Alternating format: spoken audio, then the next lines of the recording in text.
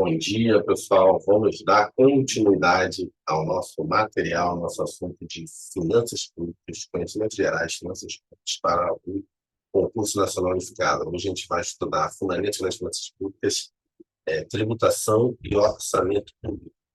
É um tema muito técnico. Vamos lá. As leituras e os debates aqui. Então, o sumário da aula de hoje é finanças públicas, né? Fundamentos das finanças públicas, tributação.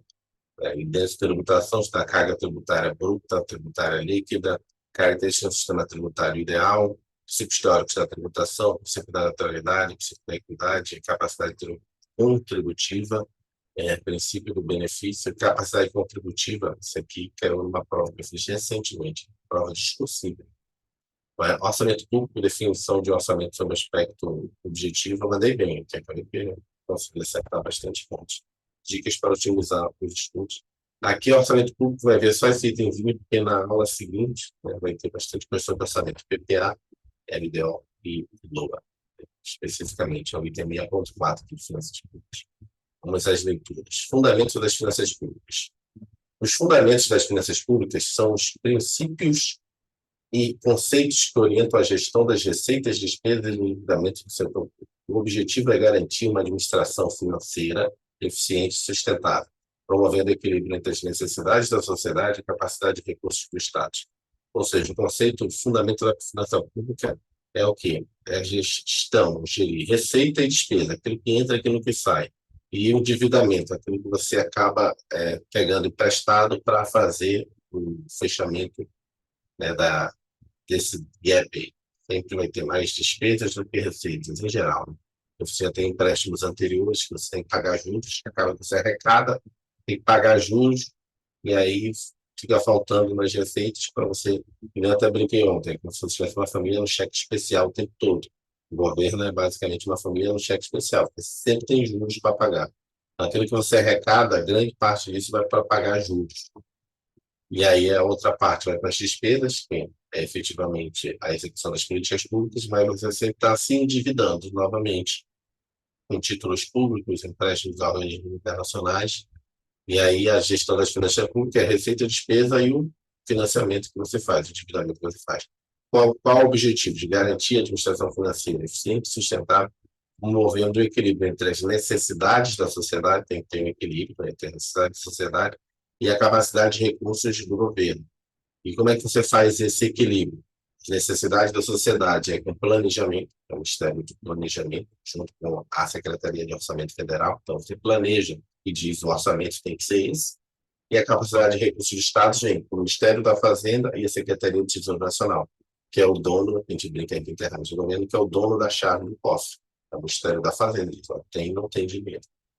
Então, um planeja e diz qual é o orçamento, é a Secretaria de Orçamento Federal, e o outro diz se tem ou não capacidade para executar ou fazer aquelas despesas, que é o Ministério da Fazenda, junto com a Secretaria do Tesouro Nacional. A Secretaria do Tesouro Nacional, logicamente, trabalhando bem com a Secretaria da Receita Federal. É quem arrecada e o outro vai lá e consegue começar a pagar as coisas ali, efetivamente liberando aos poucos. Lá. Sempre tem os chamados cortes, né? Mas tem equilíbrios ali. Vamos cortar, vamos diminuir aqui. Normalmente não corte. Eu falo corte é o termo genérico, mas o termo correto é contingenciamento. Você tira aqui, não dá para gastar. Se tiver dinheiro no final do ano, a gente gasta. Se não, fica para o ano que vem esse projeto, o contingenciamento. Um exemplo prático para os fundamentos das finanças públicas, elaboração e execução do orçamento público. O governo estima suas receitas, ou seja, a receita é estimada por meio da arrecadação de impostos e outras fontes, tá? E fixa suas despesas. Presta atenção nesses termos, que isso cai muito na prova. Não é, a receita ela não é fixada, ela é estimada. Estimada é um estimativo. Agora, as despesas fixadas, você já sabe efetivamente o que você vai gastar. Você sabe quanto custa as coisas. Então, tem que ter cuidado que às vezes ele inverte esses conceitos e está errado. Receita estimada e a despesa fixada. Como investimentos em saúde, educação, infraestrutura, segurança, entre outros. Além disso, o governo também considera seu endividamento buscando equilibrar o financiamento das suas atividades sem comprometer a estabilidade econômica e a capacidade de pagar suas dívidas. A gestão eficiente do orçamento público é fundamental para garantir o bom funcionamento dos serviços públicos e o desenvolvimento sustentável do país. Então, o fundamento das finanças públicas é o quê? São os conceitos que orientam a gestão das receitas, despesas e endividamento público. O objetivo é garantir uma administração financeira eficiente e sustentável, que possui como base o equilíbrio fiscal e eficiência na gestão dos recursos públicos. Um dos fundamentos é a busca pelo equilíbrio fiscal, que consiste na igualdade entre receitas e despesas ao longo do tempo. Isso implica em evitar déficits orçamentários persistentes, que geram um endividamento crescente e comprometem a capacidade de investimento do Estado. Por exemplo, se o governo gasta mais do que arrecada todos os anos, cria um déficit fiscal, que precisa ser financiado por meio de empréstimos. Esse endividamento pode chegar a níveis insustentáveis, levando a consequências negativas para a economia do país. Você vai ver sempre na imprensa, são dois conceitos. Você tem resultado nominal e resultado primário. Né? Tem vários resultados. Né? E aí você vai ouvir falar, tem déficit fiscal, déficit nominal, déficit primário. Por quê? Porque eles vão criando conceitos para dizer se realmente está... O que é o primário? O primário é receita e despesa. É basicamente isso. A gente pode, em economia, estuda-se muito isso, economia pública, né? Economia do setor público. E também aqui o orçamento, a gente vai detalhar um pouquinho mais lá sobre os tipos de déficit, mas o déficit primário é só lembrar o seguinte: é primário, primeiro, receita, despesa. Não contabiliza nenhum gasto ainda. Ou seja, receita e despesa. Tem déficit nesse primeiro momento? Não, não tem. Isso é chamado déficit ou superávit primário. Normalmente não tem, né? Mas arrecada bastante. Só que aí você vai começando a tirar as coisas. Tira os juros da dívida. Tira os juros da dívida. Tira um novo déficit. Tirando os juros da dívida, a receita que sobra dá para dar as despesas? Não. Aí já vira um déficit nominal ou déficit secundário. Vai ter vários nomes que vão sendo criados, essas nomenclaturas. Aí déficit fiscal, aí é só o que entra realmente, né, de impostos, taxas, sem outras coisas, só o fisco arrecada. Né? Lembra do fisco ou déficit fiscal? Que arrecadou, efetivamente. O governo também recebe, lembrando, o governo recebe dividendos de Caixa Econômica, de PNDES, então tudo isso vem para o orçamento. Mas o que ele efetivamente arrecada? O que é de fiscal? O que você tem de fiscal? Não é de receita geral, só do fisco.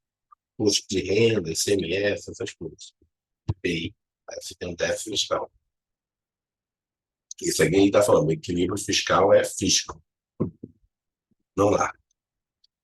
Outro fundamento importante é a eficiência na gestão dos recursos públicos. Isso envolve a busca por gastos públicos bem direcionados e que gerem resultados efetivos para a sociedade.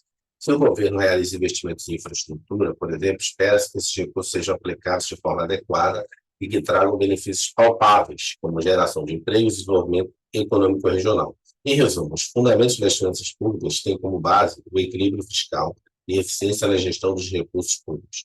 A aplicação desses princípios é fundamental para a promoção do desenvolvimento econômico e a garantia da sustentabilidade financeira do setor público. Então, os fundamentos a base, é o equilíbrio, você gastar menos do que você arrecada, no atual momento é impossível. Se você pegar um gráfico de déficit, tem os vários déficits, né? Tirando o primário, eu acho que já desde a década de 90 que o Brasil não fecha. É momentaneamente um mês, você tem uma arrecadação super alta, mas em geral você sempre está negativo. É lógico, períodos muito maiores. Pandemia foi praticamente 300 bi de déficit. O só gastou e arrecadou quase nada. Se você pegar o gráfico, você tem isso aí. Você consegue encontrar no Google fácil. Você vai ver que é sempre uma linha, tem a linha aqui e as barrinhas é sempre para baixo. Então lógico, o país não vai quebrar, lógico, pode passar muita dificuldade, mas o Brasil tem muita arrecadação, muitos recursos. Mas, assim, o ideal era que tivesse equilibrado. E aí fica sempre se endividando mais, tanto o endividamento interno quanto externo. O endividamento interno, que a gente chama, é o endividamento em que você bota títulos de Tesouro Nacional. Pessoas como eu, você pode ir lá no site do Tesouro Nacional, pelo seu banco, comprar. São chamados de endividamento interno, são os próprios cidadãos que compram os títulos. E tem o endividamento externo que o pessoal, o governo faz com organismos internacionais, FMI, empréstimo do FMI, Banco Mundial. e também títulos internacionais, que são comprados colocados na Bolsa de Valores, né, internacionais de Nova York. Vamos lá, tributação. Tributação é o processo de arrecadação de recursos financeiros pelo Estado, por meio da cobrança de impostos, taxas e contribuições, a fim de financiar suas atividades e programas públicos. É uma forma de transferência compulsória de recursos de cidadãos à empresa para cidadãos e empresas para o governo, que utiliza esses valores para promover o bem-estar social, infraestrutura, segurança, educação, saúde, entre outros serviços. O termo que a gente usa para esse tipo de receita é uma receita pública derivada. Receita de impostos é chamada receita, memorize esse termo, receita pública derivada. A tributação é uma receita, botar, eu consegui não estou ainda com ela aqui não, eu consegui uma negócio para escrever aqui, esqueci o nome, mesa digitalizadora, receita pública derivada. Para você memorizar, é só se lembrar o seguinte: deriva do patrimônio, que lá na classificação de receita a gente vai aprender isso aqui, na outra aula. Mas o que é uma receita pública derivada? São os impostos, porque eles derivam da sociedade e das empresas para o Estado. Eu tentei memorizar assim. Então, toda vez que perguntar receita pública derivada, você já lembra, impostos, taxas de contribuição de melhoria. Isso é uma classificação da receita pública. Um exemplo de tributação é o imposto de renda, cobrado sobre os rendimentos das pessoas físicas e jurídicas. Neste caso, o governo coleta uma porcentagem sobre o valor do salário do contribuinte, podendo variar de acordo com a renda e os lucros auferidos. O imposto de renda é um dos principais tributos que compõe a arrecadação pública e contribui para o financiamento de diversas políticas e serviços governamentais. Carga tributária. O que é carga tributária? A gente ouve muito assim falar: carga tributária está alta, carga tributária está alta. O que é a carga tributária? A carga tributária bruta é a medida da relação entre a arrecadação de tributos e o produto interno bruto, PIB, de um país. Ela representa a porcentagem do PIB que é efetivamente recolhida pelo governo por meio de impostos, taxas e contribuição. Ou seja, o que é a carga tributária bruta? CTB é a receita bruta, ou receita que você arrecada, dividido pelo PIB. Essa fórmula é usada na economia, é usada em políticas públicas, quando você vê lá na OCDE, comparando os países. Ele está fazendo essa mesma forma, pegando a receita que você arrecada sobre o PIB do seu país. Então, por isso que um dos grandes objetivos que o governo visa é aumentar aqui, né? Aumentar o denominador. Se você aumenta o denominador, se você manter constante esse percentual aqui, né, você provavelmente tem uma percepção de uma menor carga tributária. Não necessariamente, mas como você está ganhando bem, você não se importa em pagar muito. O problema é que quando o PIB está baixo, né, negativo, esse percentual não muda, você sente mais. Então, por exemplo, para vocês entenderem uma lógica, a carga tributária. Se eu ganho R$ 100, eu ganho R$ 100, e aí a carga tributária é 20, pago R$ 20 com 80. Aí você passar esse mês com R$ 80, só para dar um exemplo genérico para você perceber que é relativo a essa percepção de carga tributária. Mas se eu ganho R$ 10.000, e aí o governo vai lá e me tira não, né? Recolhe ele, ser um pouco mais contido. O cara me recolhe 20%, vai dar quanto? R$ 2.000. Ficar com R$ 8.000, minha percepção é diferente. A pessoa vai ter que se virar com R$ 80, eu vou me virar com R$ 8.000. Então, a percepção é relativa, mas a carga, normalmente, ela é percentualmente. Só que aí também tem umas outras, acho que a gente vai estudar aqui, uns outros tipos de cálculo que a gente faz também nessa área tributária. Vamos lá, um exemplo de carga tributária no Brasil seria o governo arrecadasse um total de 2 trilhões em tributos ao longo do ano, e o PIB do país fosse 10 trilhões.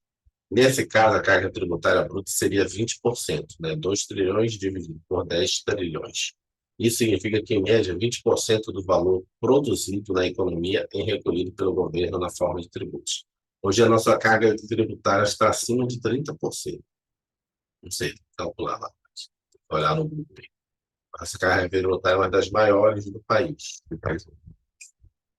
Mas aí O cálculo é difícil porque, né, você tem que juntar todos os estados, todos os municípios, tudo que é arrecadado. Quem faz isso é a Secretaria do Tesouro Nacional.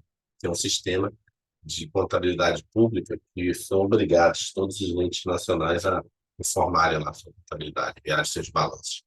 Carga tributária líquida. O que é a carga tributária líquida? É a carga tributária líquida é uma medida da relação entre a arrecadação de tributos e o produto interno bruto de um país. Ela representa a porcentagem do PIB que é efetivamente recolhida pelo governo por meio de impostos, taxas e contribuições. Contudo, é diferente lá de cima, além de você colocar a receita, você exclui a receita tributária do governo, as transferências e subsídios. Significa o seguinte, não sei se vocês ouviram na imprensa que a gente estava passando em um processo de briga, Congresso, governo, sobre uma chamada desoneração. A desoneração de 17 setores é isso aqui, ó, subsídios, transferência. Significa o seguinte, essas pessoas não vão estar pagando tributos. Ou seja, a nossa carga tributária poderia ser menor, né, se as pessoas estivessem pagando. Então, você tem ali um percentual de 17 setores, percentual não, né? Uma quantidade de 17 setores, na verdade, né, percentual, 17 setores que poderia estar aqui, sei lá, está aqui, ele botou lá, né, 2 trilhões, 2 tri, só que esses 17 setores não estão contribuindo. Então, era para ter 3 tri, não, 3 tri, tá arrecadando mais, mas não estão. É isso. É. Então, a carga tributária é menor, mas esse cálculo também é errado.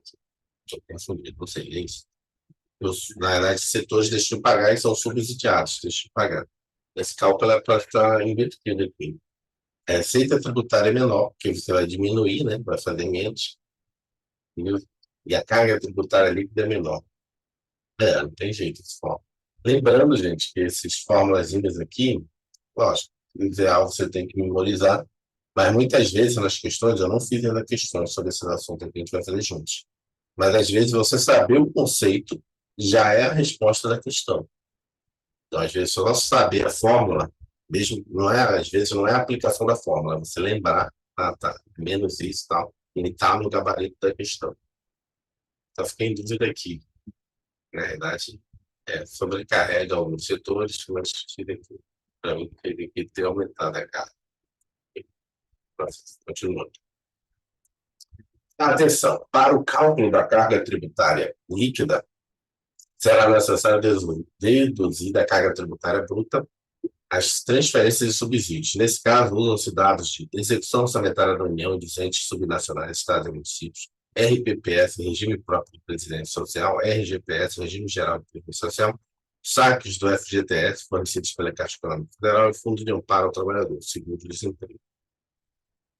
Características do sistema tributário ideal. Ou seja, se nós tivéssemos um sistema tributário ideal nos países desenvolvidos. O sistema tributário ideal possui diversas características, porém, as que mais aparecem em provas são as seguintes. Equidade. O que é um sistema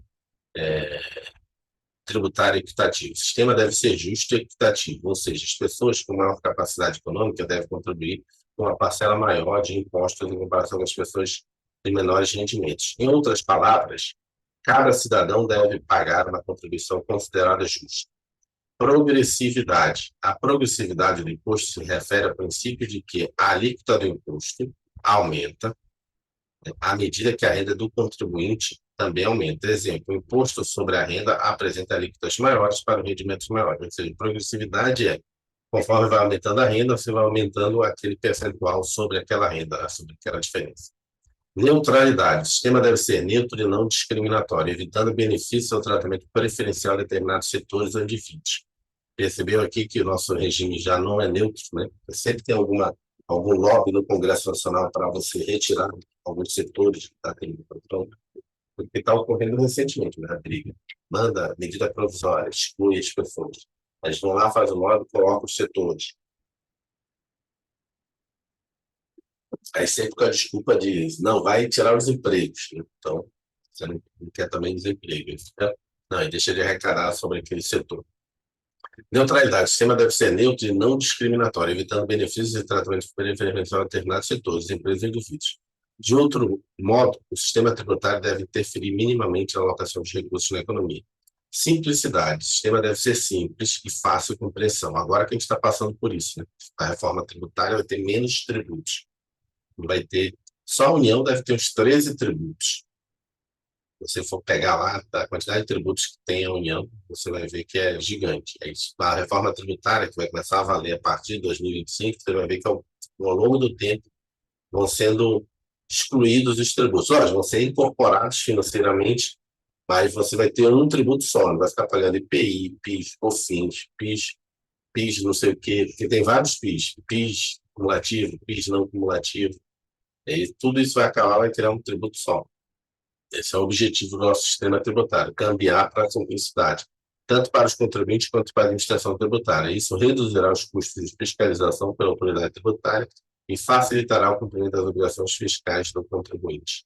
Princípios teóricos da tributação. Tem que cair bastante também. Os princípios teóricos da tributação são uma série de diretrizes e conceitos que fundamentam a criação e implementação do sistema tributário justo e eficiente. Esses princípios foram desenvolvidos ao longo do tempo por estudiosos da área econômica e são amplamente aceitos como base para um bom sistema tributário. Alguns dos principais princípios são o princípio da neutralidade, princípio da equidade, princípio da capacidade contributiva e princípio do benefício. Verificou que, bem parecidos com as próprias características, a equidade, neutralidade, ou seja, você busca um sistema que tem que ter essa característica, mas essa característica também é um princípio, né? Equidade e capacidade. E esse aqui, ó, progressividade, também é conhecido como esse aqui, ó, princípio da capacidade contributiva. E aqui a simplicidade não tem, esse aqui é o princípio do benefício. Vamos lá, princípio da neutralidade. O princípio da neutralidade visa garantir que a tributação não distorça as decisões econômicas dos indivíduos ou empresas. Isso significa que os impostos não devem criar incentivos ou desincentivos para determinadas atividades, de forma a permitir que os agentes econômicos tomem suas decisões com base em fatores econômicos, e não tributários. Isso ocorre no Brasil? Não. Nosso sistema tributário não é neutro. Somente na área de níveis de micro e pequenas empresas. Então, tem micro e pequenas empresas que deixam de crescer porque elas vão pagar uma alíquota maior. Elas preferem ficar no nível ali para que o tributo dela não, não dobre, né? Em alguns casos até dobre. Já tentaram fazer várias reformas no Simples Nacional, né? Essa tributação para justamente tirar essa. Mas aí tem estudos do IPEA, vários estudos que mostram que as empresas tomam decisões, né, baseadas por causa dessa não neutralidade do sistema tributário nosso. Às vezes ela não quer sair do Simples Nacional, não quer presumir público real, elas ficam tomando decisões. Então, o objetivo de um sistema tributário, né, com o princípio da neutralidade, é que a empresa não pensasse no tributo, nós estamos pensando no negócio dela, vamos crescer, vamos abrir mais lojas. Não. Por exemplo, eu vou abrir mais lojas e vou cair no lucro real, pagar muito mais, cair no lucro presumido. Vou ter que abrir um outro CNPJ, para não ter que sair do Simples. Aí tem dois CNPJ no Simples, para não ter que ir para outro. Você vê que o nosso sistema é distorcido. Então, nós não temos o princípio da neutralidade. Então, o princípio da neutralidade visa garantir que a tributação não distorça as decisões econômicas dos indivíduos ou empresas. Significa que os impostos não devem criar incentivos ou desincentivos para determinadas atividades, de forma a permitir que os agentes econômicos tomem suas decisões com base em fatores econômicos e não tributários. Por exemplo, um exemplo de ofensa ao princípio da neutralidade pode ser a concessão de benefícios fiscais específicos para determinados setores ou empresas, sem justificativa clara e objetiva. Isso cria vantagens competitivas para esses setores ou empresas em detrimento de outros, desequilibrando a concorrência e prejudicando a eficiência econômica. Também é o que está ocorrendo no Brasil. 17 setores hoje estão na briga entre o governo e o Congresso Nacional para que eles não continuem, né? Já vinham sendo desonerados, continuem sendo desonerados. Então, a gente não tem princípio da neutralidade.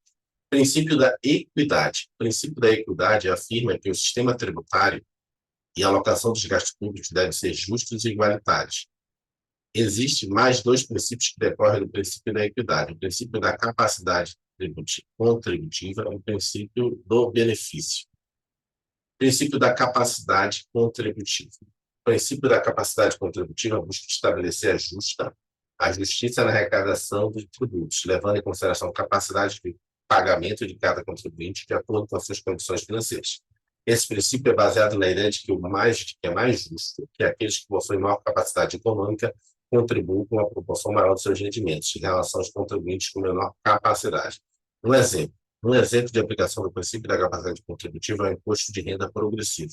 Nesse tipo de imposto, a alíquota aumenta de acordo com a faixa de renda do contribuinte. Significa que aqueles que possuem maior capacidade econômica, ou seja, renda mais alta, pagarão uma porcentagem maior em impostos em relação àqueles com menor renda. Esse sistema de alíquotas progressivas busca tornar a carga tributária mais justa, considerando a capacidade de contribuição de cada indivíduo. Ou seja, a capacidade contributiva é quanto mais arrecada, ou seja, quanto mais você recebe, tem renda, mais você paga. No Brasil também estão tentando, com essa reforma tributária, tirar quer dizer, conseguir que seja mais aplicado esse princípio. Por quê? Porque existiam alguns tipos assim, de bens, né, que não acompanhavam isso. Então, bens de mais alta capacidade contributiva simplesmente não pagavam tributos. Então, o cidadão lá que compra uma moto ou um carro, ele paga IPVA. Só que o cidadão que comprava um iate, ou, sei lá, um jet ski, ou. Tudo bem, que isso é lazer, não é logo em deslocamento, mas não pagava nada. Não tinha pagamento de IPVA. Avião. Agora, na nova reforma tributária, vai ser poder tributado. Aí vai ser decisão do Estado, né? Não quer dizer que já foi criado. Foi criada a possibilidade de você cobrar IPVA, né, sobre jet ski, sobre é, barcos, né, barcos, iates, sobre avião. Antes só podia cobrar dos carros. Princípio do benefício. O princípio do benefício afirma que o ônus tributário deve ser repartido entre os indivíduos de acordo com o benefício que cada um recebe em relação aos bens e serviços prestados pelo governo.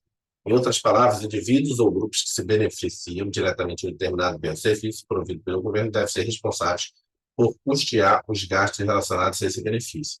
Esse aqui é muito aplicado, esse princípio, na área de taxas, né? Taxa de iluminação pública, taxa de limpeza pública. Então, você, na verdade, o princípio do benefício é você está sendo beneficiado com essa coleta de lixo, com essa iluminação pública, então você vai pagar novamente isso. Você está tendo benefício. Quer dizer, do princípio do benefício é uma concessionária de pedágio em uma rodovia. Nesse caso, as pessoas que utilizam a rodovia são responsáveis por pagar o pedágio, que financia os custos de manutenção e melhorias da estrada. Aqueles que não utilizam a rodovia não são obrigados a pagar pelos serviços, pois não se beneficiam diretamente dele. Assim, o princípio do benefício busca permitir que aqueles que utilizam o serviço público sejam responsáveis por arcar com os custos correspondentes. Também é o caso da rodovia. Lá a gente não chama taxa, lá é preço público. Atenção!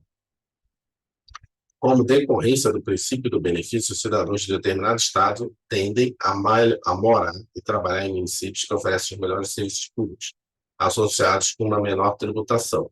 Nesse sentido, em teoria, alguns municípios tendem a se tornar mais responsáveis na gestão da coisa pública, buscando oferecer bens e serviços compatíveis com os tributos municipais cobrados dos contribuintes.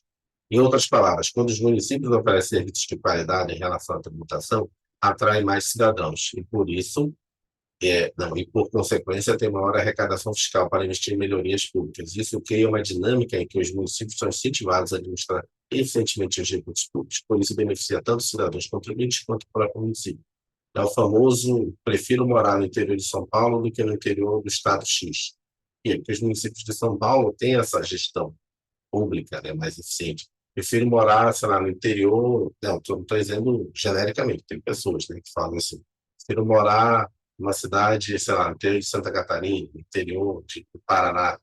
Você sabe que é a administração pública. Se você for para o interior, sei lá, do estado do Pará, às vezes você vai ter as mesmas cobranças de tributos, de taxas, mas você vai morar numa cidade que não tem infraestrutura nenhuma, investimento nenhum. E aí, você prefere pagar tributos, morar numa cidade tudo organizada, jardim, tudo asfaltado, praças públicas, né? Ou não. É por isso que ele está falando isso. Então, o princípio do benefício acaba fazendo isso. Posso pagar tributo, mas o meu benefício é melhor. Então, o princípio da equidade. O princípio da capacidade contributiva, ou seja, é mais justo que aqueles que possuem maior capacidade econômica contribuam uma proporção maior de seus rendimentos e o princípio do benefício. O ônus tributário deve ser repartido entre os indivíduos de acordo com o benefício que cada um recebe em relação aos bens e serviços prestados pelo governo.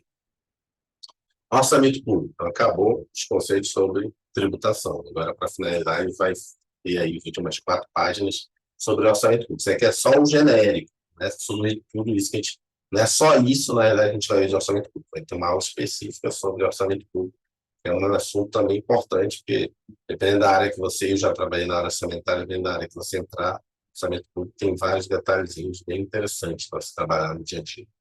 O orçamento público é um instrumento de planejamento financeiro utilizado pelos governos para estimar as receitas e fixar as despesas em determinado período, geralmente um ano. Ele tem o objetivo de direcionar os recursos disponíveis para áreas prioritárias, como saúde, educação, segurança, infraestrutura, entre outros. Além disso, o orçamento público busca garantir a transparência e a accountability dos gastos públicos, permitindo o controle da sociedade sobre as ações do governo. Um exemplo de orçamento público é o Orçamento Federal Brasileiro. Nele, o governo estabelece as estimativas de arrecadação de impostos e outras receitas, bem como define os gastos com programas e projetos do governo. Com isso, pode-se prever uma destinação maior de recursos para a área de saúde, visando ampliar o acesso da população aos serviços médicos, ou para a área de infraestrutura, para investir na construção de estradas e moradias populares. Essas decisões são tomadas levando em consideração as demandas e necessidades da sociedade e as limitações financeiras do governo. Ou seja, o orçamento público é o que a maioria das pessoas entende, que nem você tem um orçamento da sua casa. Você tem, sabe, mais ou menos quanto você vai receber esse mês, seja dos seus serviços que você presta, do seu negócio ou do seu salário do serviço público, e você tem que fixar as despesas. Posso pagar balé? Posso pagar natação? Posso pagar esse cartão? Não posso pagar? Posso pagar isso? Tem que cortar alguma coisa? Tem que cortar, sei lá, TV a cabo? Tem que cortar essa assinatura disso aqui, disso aqui, outro. É isso que o governo faz. É essa noção que a gente tem de orçamento de casa. Você tem uma receita, você tem uma despesa, você tem que administrar, reduzir, diminuir. Então, uma questão aqui: o administrador atua no setor que organiza o orçamento de determinado órgão público. Todo órgão público tem o seu próprio orçamento. O seu próprio orçamento é seu próprio planejamento. Você tem um orçamento global, mas aonde você chegar, né, normalmente, se você estiver envolvido, você está envolvido com orçamento, não sei por que eu colocava. E aí você tem que, em cada setor, estimar o que vai gastar no que vem. Vai ter evento, não vai ter evento, o que vai ser isso aqui, isso aqui. Depois montar uma planilha, e aí vai o orçamento, porque o orçamento é bem detalhado. Você tem a receita e a despesa de cada órgão no governo federal, de cada setor, às vezes. O administrador atua no setor que organiza o orçamento de determinado órgão público. Todos os anos ele estabelece a previsão de receitas e a fixação de despesas em determinado período de tempo. Segundo a doutrina, o orçamento público é um instrumento de planejamento, né? Então, é um planejamento. Não é uma coisa fixa, é um plano. Você não sabe se vai arrecadar efetivamente aquelas receitas. Observações importantes aqui. O orçamento público revela as prioridades e programas de ação da administração pública, conjugando as necessidades e interesses dos 3 poderes, executivo, legislativo e judiciário. Cada órgão tem o seu orçamento público. Não é orçamento público geral, não. Você vai ver o orçamento público. É legal você ver para você entender isso que às vezes que a gente lê. Abrir lá na internet, você vai ver. Está separado lá o orçamento público, do legislativo, do executivo, do judiciário e do Ministério Público, do Tribunal de Contas da União. Tem tudo detalhado lá em cada. Quando a gente começar a estudar as classificações, você começa a perceber, quando você vê a lei, que essa aqui é a classificação tal. Então, você já sabe para onde vai aquilo. Mesmo só com o códigozinho, você sabe. Isso aqui vai ser gasto por pessoas. Isso aqui vai ser gasto no prédio. Porque você já tem a classificação ali. E, às vezes, a classificação é numérica, né? Um código. O orçamento público é lei em sentido formal, que prevê as receitas públicas e autoriza os gastos públicos, sem criar direitos subjetivos e sem modificar as leis financeiras e tributárias. Ou seja, é uma lei formal, ou seja, formalmente é uma lei. Então, tem que cumprir a lei, mas essa lei ela só autoriza os gastos públicos. Significa que eu tenho que efetivamente ter os gastos públicos. Lógico, tem as emendas obrigatórias, que a gente também vai estudar na próxima aula. A Constituição Federal, em vigor com relação ao orçamento público, não preconiza que o orçamento público é considerado essencialmente com seu conteúdo contábil e técnico, materializando seu documento de ordem financeira, adequando-se, em segundo plano, aos interesses da população. Isso significa que a Constituição Federal atual não enfatiza apenas o aspecto contábil e técnico do orçamento público, mas sim também leva em consideração os interesses da população. Ou seja, o orçamento público não é apenas um documento financeiro, mas também uma ferramenta para atender as necessidades e demandas da sociedade. Ou seja, o orçamento público, como era há muito tempo atrás, uma coisa tipo, isso aí é só para técnico, isso aí é só. Não. Ao longo do tempo, o orçamento público ele foi se tornando uma coisa mais palpável. Então, alguns municípios, as pessoas participam, né, no orçamento participativo, dizendo, tem que fazer isso, tem que fazer aquilo outro. Então, deixei de ser só tipo um balanço patrimonial de uma empresa, só uma coisa contábil ali para dizer o que é que vai ser gasto, você paga e ninguém vai decidir nada. Então, o orçamento ele também tem que ser com demandas da sociedade. A sociedade tem que entender o orçamento participativo. O orçamento público atual tem duas funções específicas, a política e a econômica, sendo a primeira forma de controle da administração pública quanto à execução das despesas no período e os limites estabelecidos em leis. A segunda traduz-se na necessidade de equilíbrio econômico do orçamento, evitando seu excesso de endividamento público. Ou seja, tem duas funções. A função política de controlar onde está sendo gasto, está pagando muito a Câmara dos Vereadores, está pagando muito para a Prefeitura, servidores, e a parte também econômica, né? Está sendo gasto realmente construindo manutenção das escolas, nos postos de saúde. Então, eu acho que a gente sempre fala em orçamento federal, mas o orçamento público municipal também é extremamente importante, né? Porque é lá que ocorre no dia a dia das pessoas. O orçamento público, sobre aspecto jurídico, se materializa através da Lei Orçamentária Anual, LOA, que a gente vai estudar, da Lei de Diretrizes Orçamentárias, LDO, e a Lei do Plano Plurianual, que é o PPA. Uma das vantagens do orçamento é que ele força os administradores a refletir sobre o futuro e planejá-lo. Um exemplo disso pode ser um Estado que deseja expandir suas operações. Ao ampliar um orçamento para essa expansão, os gestores terão que analisar fatores como investimento necessário, custos operacionais, estimativa de receitas com impostos. Essa análise crítica sobre o futuro permitirá que o Estado estime com mais precisão o retorno da operação e desenvolva um plano estratégico para garantir o sucesso da expansão. Ou seja, o Estado está querendo criar, o município está querendo, mais de exemplo que o município está querendo criar um novo bairro. Então, você vai orçamentariamente ver, construir infraestrutura básica de saneamento, água, luz. Então, você começa a ter sempre essa visão orçamentária, sempre tem essa visão de gasto.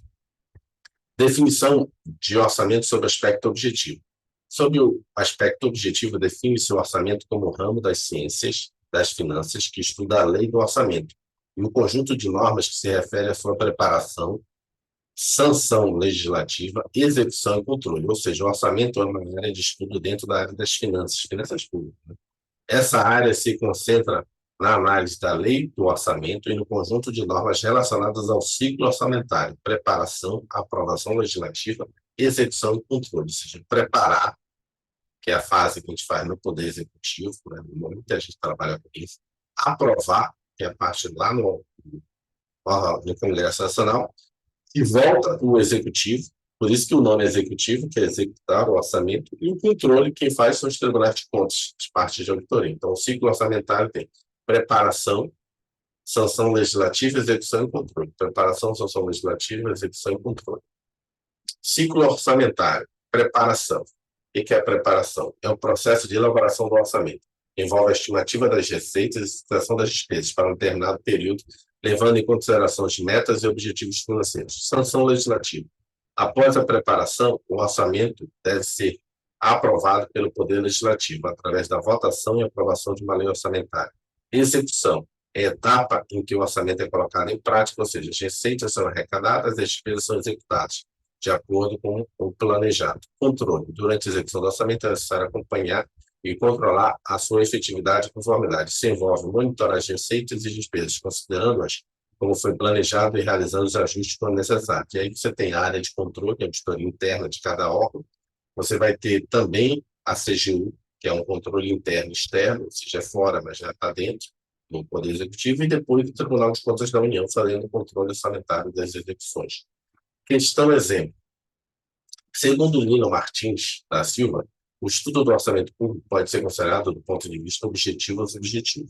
Sob o ponto de vista objetivo, define-se o orçamento como um processo de planejamento permanente utilizado do Estado para demonstrar plano de programas de trabalho para determinado período, a capacidade do cidadão de acompanhar o uso dos recursos retirados pelo Estado da população para a devolução em forma de serviços devidamente ordenados e aprovados pelos três poderes, Função estatal de alocar os recursos escassos nas necessidades da população de maneira a otimizar o uso dos recursos profissionais o bem-estar de toda a coletividade, no ramo das ciências e das finanças que estuda a lei do orçamento e o conjunto de normas que se refere à sua preparação, sanção e execução. É isso? Isso é o aspecto. O poder do povo, através dos seus representantes, de aprovar as despesas necessárias ao funcionamento dos serviços públicos e da aplicação das políticas públicas, não, né? É só voltarmos aqui, que é o orçamento público do ponto de vista objetivo, né? Ele é o quê? É a área que analisa o quê? A lei orçamentária, que é a lei principal, e o conjunto de normas relacionadas, PPA e LDO, para o quê? Para preparação, aprovação, sanção legislativa e execução e controle. B, fake, tem que pagar. Aqui. Vou anotar aqui, assim, letra D. E aqui acabou. Exercícios. Então, a gente acabou o item 6.1 e 6.2 de finanças públicas. Aí amanhã a gente começa com 6.3 e 6.4, depois 6.5 e finalizou finanças públicas. 6.3 e 6.4, aí sim, a gente vai entrar em orçamento. Entender prazos, datas da Lua, quando é que envia, quando é que recebe, se ela não for aprovada, o que acontece, né? Quais as regras de controle, bem mais aprofundado. São só os fundamentos da Lua. Só parar aqui para